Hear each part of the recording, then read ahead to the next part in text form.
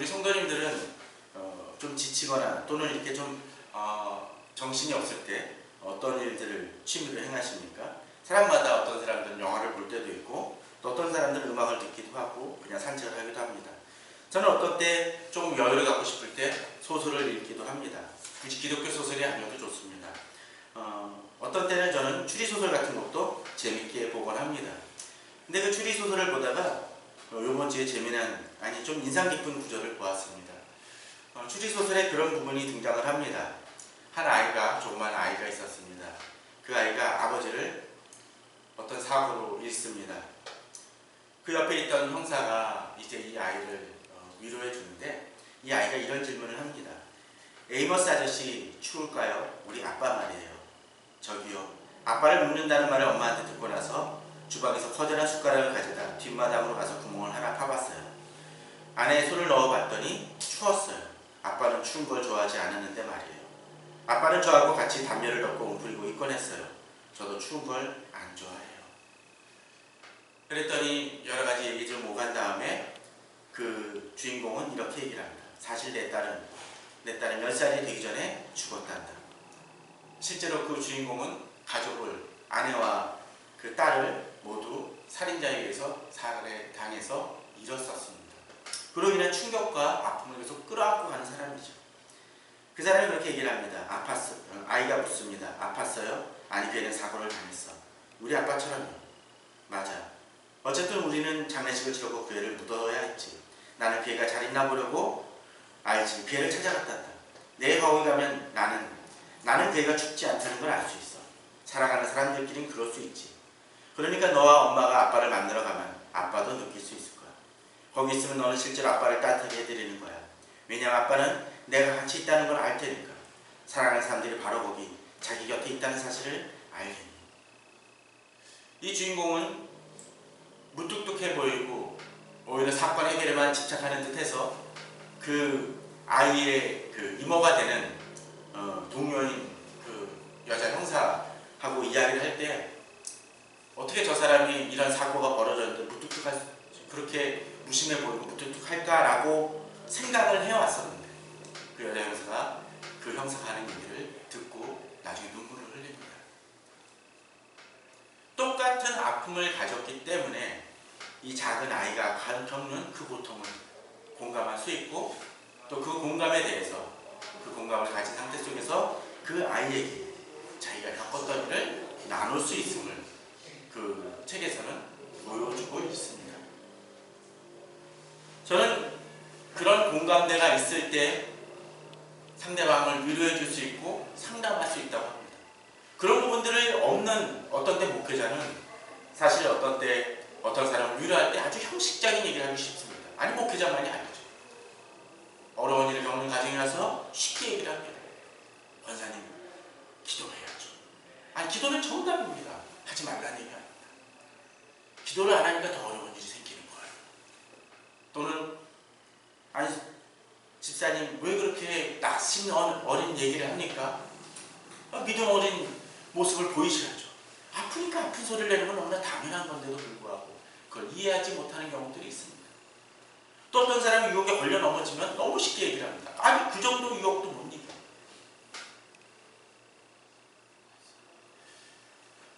사람은 어떤 때 이해하지 못하지만 바로 주님은 우리가 이미 이전 본문에서도 보았던 것처럼 주님은 바로 우리들과 동일하게 인간이 되어주심을 통해서 그런 아픔을 이해하시고 우리 고통을 또 공감하십니다.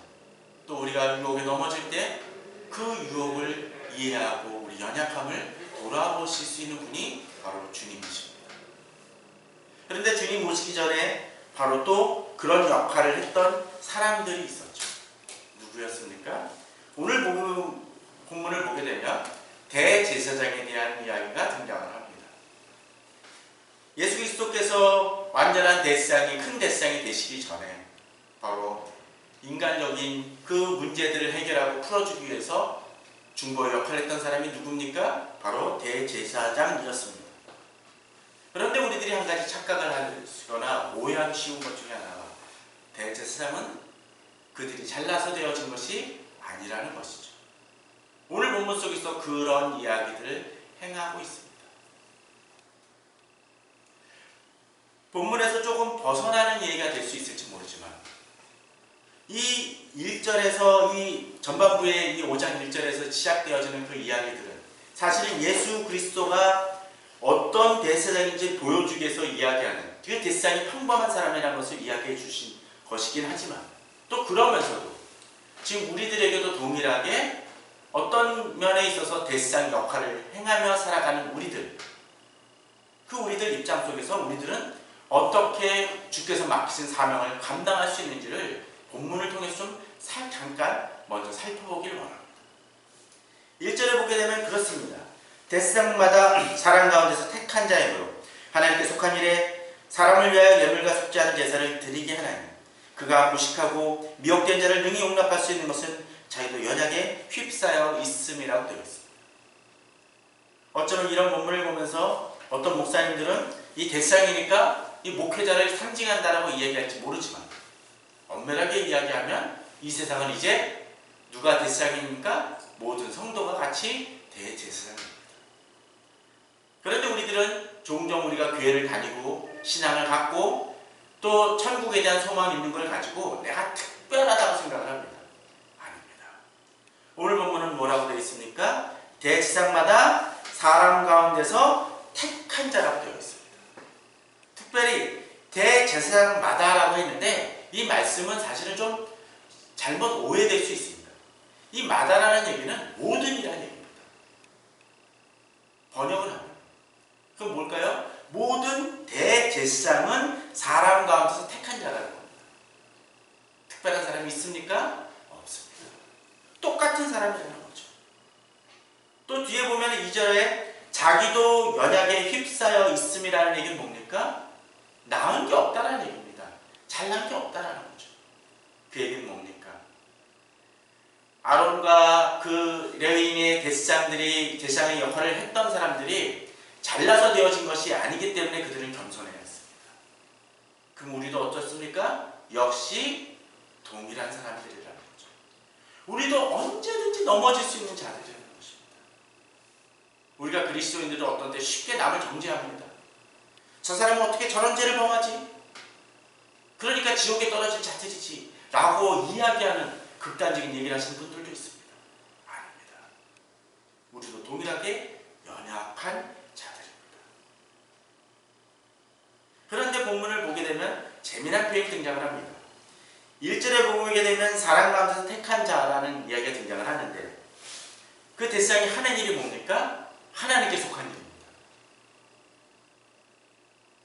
우리가 대지상의 역할을 하고 있다는 얘기는 우리가 어떻게 지향해야 될 점이 뭐요? 하나님을 향하며 하나님께 속한 일을 감당하고자 하는 결단과 사명의식을 가져야 됩니다.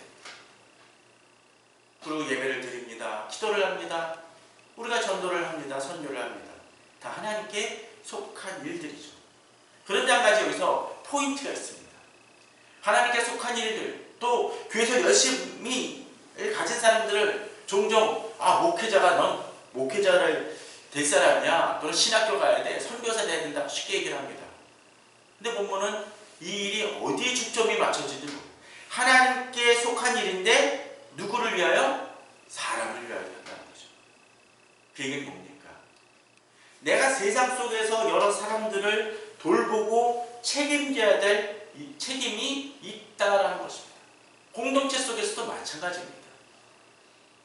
종종 우리들은 그렇습니다. 하나님께 속한 일들을 한다는 이름하에서 사람을 제외합니다. 사람을 너무나 가볍게 여기는 일들이 있습니다. 아닙니다. 우리는 우리 주변에 있는 사람들에 대해서 최선을 다해야 됩니다. 그들에게 통해서 어떻게 해요? 예물과 속지 않은 제사를 드리게 합니다. 그것을 통해서 어떻게 행한다는 것입니까? 그들이 하나님을 더 깊이 만날 수 있도록 도와주는 역할을 목회자만이 아니라 모든 성도님들이 행해야 된다는 것이죠. 구약에서만의 역할이 아니라는 것입니다. 교회에서 다툼이 벌어진다. 또 교회에서 여러 가지 믿음 안에서 행한다라고 이야기하는 그 모든 것들이 종종 사람들을 더 하나님에게서 멀어지게 하는 경우들이 많이 있습니다. 너무 쉽게 전도에 대한 얘기를 행하지만 그 전도가 오히려 사람들을 야, 난 저렇게 하면 난 절대 주님 안 믿어라고 행하는 모습들로 나타날 수 있다는 것입니다. 그런데 그렇게 하다 보면 또 어려운 일들도 있죠. 어떤 것 때문입니까? 아무리 참아주려고 해도 참기 힘든 사람들이 있습니다.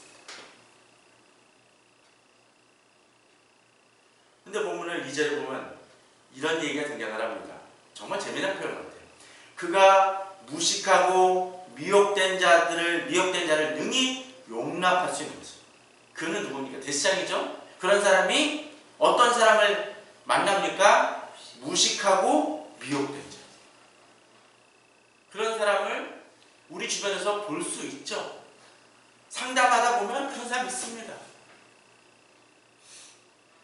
어제도 얼핏 이렇게 평소 가끔씩 얘기하는 사람을 봤는데 우연히 담배 피러 나왔다가 제 앞에서 봤습니다. 그러면서 얘기합니다. 아, 이거 문 목사님한테 그 옆에서는 안 피려고 그랬는데 걸렸네. 근데 제가 봐서는 그 사람 담배 핀 거 수도 없이 봤거든요. 오늘만 특별한 일이 아님에도 불구하고 그렇게 얘기를 합니다. 그런 사람 보면 맨날 그렇습니다. 에이, 저런 사람 포기 안 말지. 그런데 어쩌면 그 사람을 편하는 게 아니라, 그분을 편하는 게 아니라 무식하고 미혹된 처럼 우리에게 비춰지는 사람이 있습니다. 아무리 얘기를 해도 듣지 않습니다. 말씀에서 왜곡을 하고 엉뚱하게 해석을 합니다. 그런데 본문은 뭐합니까? 그 사람들을 버리라는 얘기 아니까 어떻게 하라고요? 미혹된 자를 용납 이미 하고 있다는 것입니다. 어떻게? 능히. 그 얘기는 뭡니까? 그런 사람들을 품을 수 있어야 된다는 것입니다. 우리들은 쉽게 많은 사람들을 정죄합니다. 교회 안 다닌다고 해서 정죄하는 경우들 많이 있습니다. 어떤 때 우리들은 하나님의 말씀을 지키기 위해서 믿음의 행보를 행하고 정말로 예수 그리스도를 믿는 사람이 이렇게 행해야 된다고 하지만 선포는 그렇게 해야 될지 모르지만 내 앞에서 너무나 범죄하고 넘어진 이들을 내가 판결해서는 안 됩니다. 저 사람 지옥 갈 사람이야, 저 사람 구원 못 받을 거야 라고 너무 쉽게 얘기해서는 안 됩니다. 그들마저도 죽게 올 수 있는 사람임을 품어야 됩니다. 대지상마다라는 것처럼 모든 대지상이 되는 것처럼 주님에게 있어서는 주님이 포기한 사람은 없습니다. 내가 판단해서 주님이 판단하시기 전에 내가 정죄하고 저 사람은 이제는 포기해야 돼 라고 이야기할 사람은 아무도 없다는 것이죠. 우린 그런 어리석음을 봅니다. 본문에 얘기합니다. 능히 용납할 수 있습니다. 왜요? 나도 연약에 휩싸여 있습니다. 나도 넘어질 수 있고 나도 무식하고 미혹된 자가 될 수 있기 때문에 그렇습니다. 근데 그런 일들을 내 힘으로 하면 힘듭니다. 계속적으로 자기 성찰이 필요하죠. 3절에 그러므로 백성을 위하여 속죄제를 드림과 같이 또한 자신을 위하여도 드리는 것이 마땅하니라. 무슨 얘기입니까? 자기 자신도 하나님의 은혜가 없이는, 용서하심 없이는 자리에 설 수 없는 자임을 깨닫는 것입니다. 그러기에 목회자는 특별히 또 지도자의 역할을 하는 사람들은 더 기도해야 됩니다. 자기가 못남을 알기 때문이죠.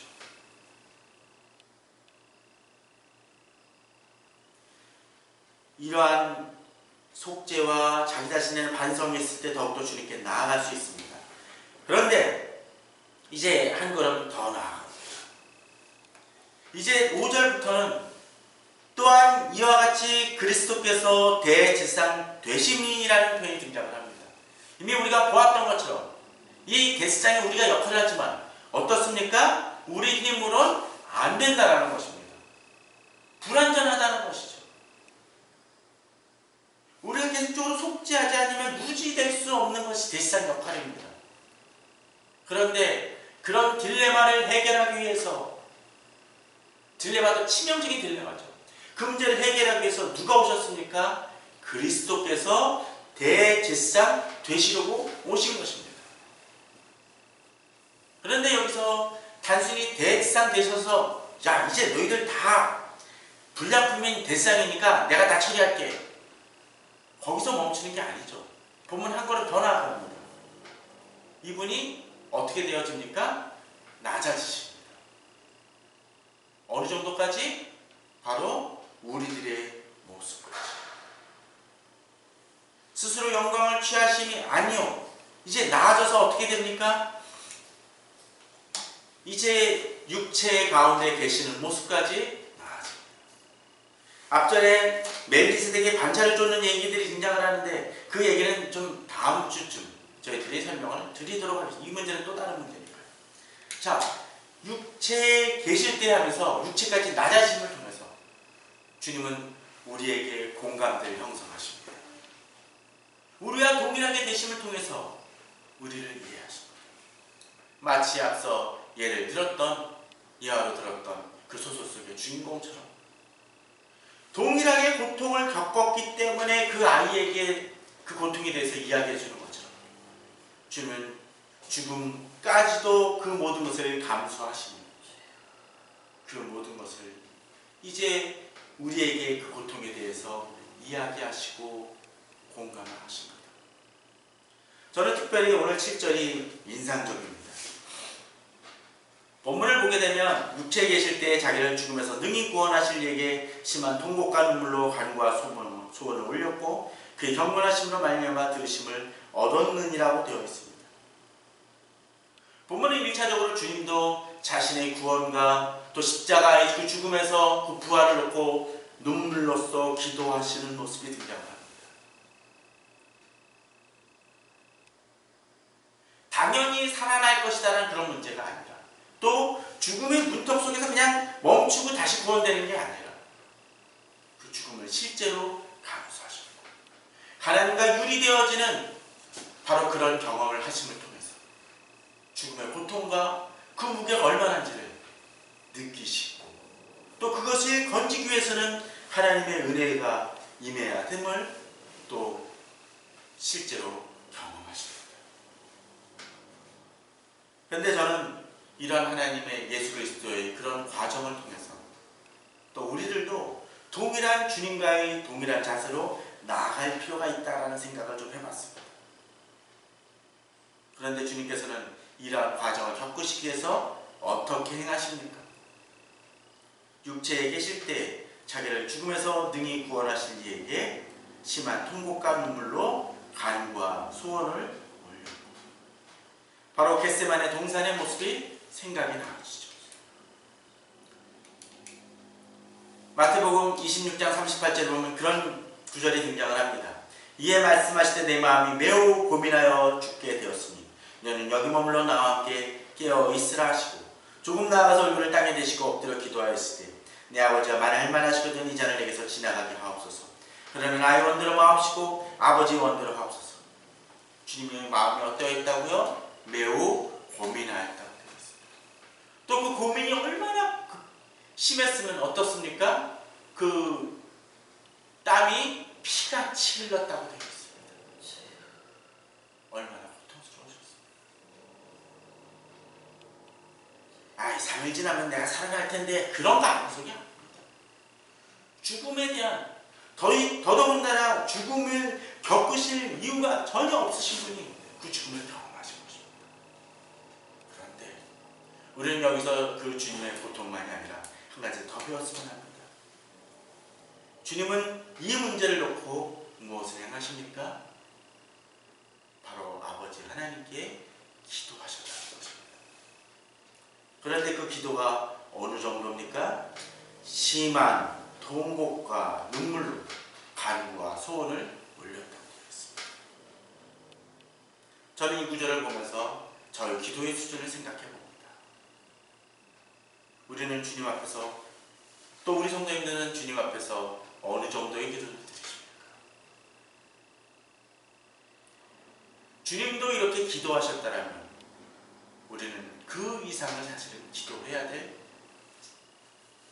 그런 신분과 처지의 사람들입니다. 그러나 우리는 그 기도를 귀찮아합니다. 또 그 기도의 깊이에 그 물가에 제대로 가지 못하는 모습을 볼 때가 너무나 많습니다. 본문은 얘기합니다. 주님께서 심한 통곡과 눈물로 간구와 소원을 보내신다. 우리에게 이러한 깊이가 필요합니다. 기도의 무게가 필요합니다. 간절함이 필요합니다. 그렇게 기도하시니까 어떤 것을 경험하십니까? 그의 경건하심으로 말미암아 들으심을 얻었다고 되어 있습니다. 기도 응답을 받기를 원하십니까? 자, 우리에게도 이런 모습이 필요할 것입니다. 특별히 또 기도하면서 어떤 모습이 있습니까? 그의 경건하심으로 말미암아라고 되어 있습니다. 매번 얘기하지만 이 경건은 누구와의 관계 속에서 벌어진 일입니까? 하나님과의 관계 속에서 벌어집니다. 하나님에 대해서 얼마나 순전한 마음으로 나아가시고 경외하는 마음으로 나아가셨는지를 보여주는 구절입니다. 기도 응답을 받으시길 원하십니까? 우리에게 주님 앞에 경건하심으로 나아가실 것입니다. 주님을 경외하는 마음으로 나아가셔야 될 것입니다. 그럴 때 기도 응답은 이루어집니다. 우리가 나의 욕심과 또 어떤 이기심, 죄의 모든 것을 그냥 가진 채로 주님 앞에 나아가면 그것을 받으실래? 받으실 수 없습니다. 아무리 멋지게 포장을 한다 할지라도 그 가운데 더러운 것들을 그 음식에 집어넣는다면 누가 손님이 받겠습니까? 아무도 안 받습니다.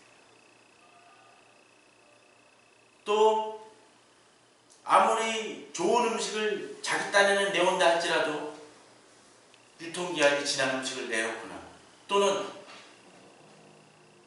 손님은 짜장면을 원하는데 혼자 짬뽕을 내놓는다면 누가 그것을 먹겠습니까? 주님 앞에서 우리는 어떤 기도를 드리고 있습니까? 우리가 기도할 때 진정으로 경건하심으로 기도할 때 간구와 심한 통곡과 눈물로 기도할 때 주님은 응답하십니다. 또한 본문은 한 가지 더 나아갑니다. 8절입니다. 그가 아들이시면서도 받으신 고난으로 순종함을 배워서. 전 이 구절이 참 인상적이더라고요. 자, 한번 이런 생각을 봅시다. 우리는 순종한다고 얘기합니다. 주님 뜻이면 순종하겠습니다. 그런데 만일 어떤 길을 가는데 아주 뻥 뚫린 길이고 아무 장애물도 없고 신호등도 없고 그냥 달려가기만 한다 하면 되는 길이면 그 길은 쉽습니다. 그에 대해서 나 정말 순종해서 거의 목적지까지 갔어 라고 이야기할 수 있을지 모르지만 제가 봐서는 그건 순종이 아니라 그냥 평탄한 길 가는 거예요. 근데 순종이라는 건 뭡니까? 좀 거친 길도 있고 돌아가는 길도 있고 여기 편말에는 그게 아닌 거라고 나오는데 그럼에도 불구하고 이 표지만보다도 그 나에게 인도하신 사람의 얘기를 듣고서는 따라갈 때 그게 순종이죠. 또 어떤 데 순종하다 보니까 어려움도 좀 있어. 주변에서 막 욕하는 사람들도 있어. 그런데 그걸 감수하고 또 따라갈 때 그걸 순종이라고 얘기합니다. 다들 칭찬해주고 맞아. 너 가면은 내가 보상해줄게. 주변 사람들이 다 그런다는 건 순종 아닙니다. 그냥 평탄한 길 가는 거예요. 주님은 어떠했습니까? 아들이시면서도 받으신 고난으로 순종함을 배웠다고 되어 있습니다. 앞서 보았던 마태복음 26절에 보면 이렇습니다. 조금 나가서 얼굴을 땅에 대시고 엎드려 기도하는 바로 간구와 눈물과 통곡으로 기도하신 장면입니다. 내 아버지가 만일 할 만하시거든 이 자를 내게서 지나가게 하옵소서. 이 마음이 어떤 마음입니까? 주님의 솔직한 마음이었습니다. 이런 기도 드릴 수 있습니다. 그런데 그 뒤에 내용입니다. 그러나 나의 원대로 마옵시고 아버지의 원대로 하옵소서. 답답합니다. 힘듭니다. 감당할 수 없을 것 같습니다. 그러나 주님의 뜻이라면 좋겠습니다라고 이야기하는 것이 바로 순종입니다. 물론 저는 순종할 때 무조건 나쁜 일들만 생긴다는 얘기를 드리는 것이 아닙니다. 그럴 때도 있고 안 그럴 때도 있을지 모릅니다. 그러나 진정한 순종은 그럴 때도 있고 안 그럴 때도 있을 때 그럴 때는 순종하고 안 그럴 때는 순종 안 하는 것이 아니라 언제나 주님 말씀대로 나아가고자 한다는 것이죠. 그럴 때 진정으로 주님은 어떻게 행하십니까? 그것을 통해서 바로 대지상이 되어주시고 또 그것을 통해서 우리의 구원을 대제사장으로서 이루실 수 있었던 것입니다. 그러게 구절은 그렇게 얘기합니다. 온전하게 되셨었죠. 기도, 통곡과 기도로서 또 나아가고 또 주님을 경외함으로 하나님을 경외함으로 기도 응답을 받으시고 이루심을 통해서 순종함을 배워서 온전하게 되시고 그리고 이제 순종하는 모든 자에게 영원한 구원의 근원이 되실 수 있습니다. 순종할 때 구원도 우리에게 주어집니다. 그럼을 통해서 대제사장 바로 그러한 칭하심을 받는 존재로서 예수 그리스도께서는 그 역할을 다 하신 것이라는 것이죠. 앞서 우리도 뭐요? 대제사장입니다.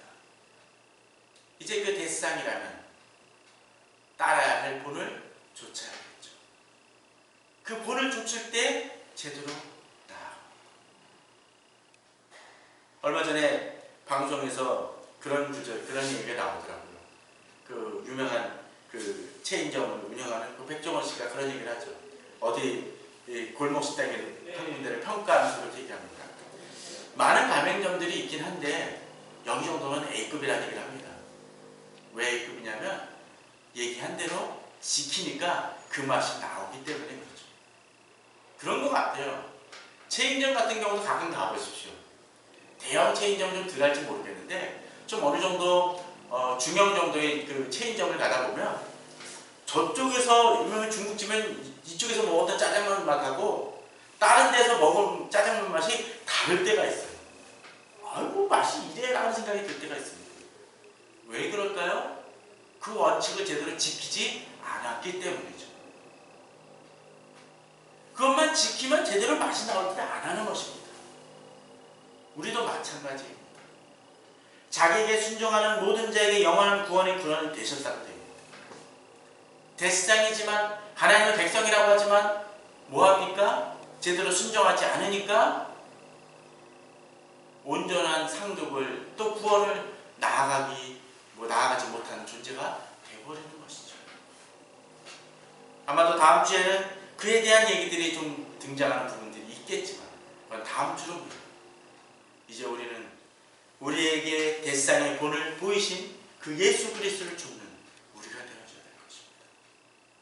주님께서 낮아지신 것처럼 낮아지고 또 통곡과 눈물로서 기도하셨던 것처럼 기도하고 또 우리 앞에 무식하고 어리석어 보이는 이들마저도 품고자 하는 그 주님의 마음을 통해서 주께서 우리에게 맡기신 대제사장의 역할을 기도로서 순종으로서 감당하는 우리 되었으면 합니다.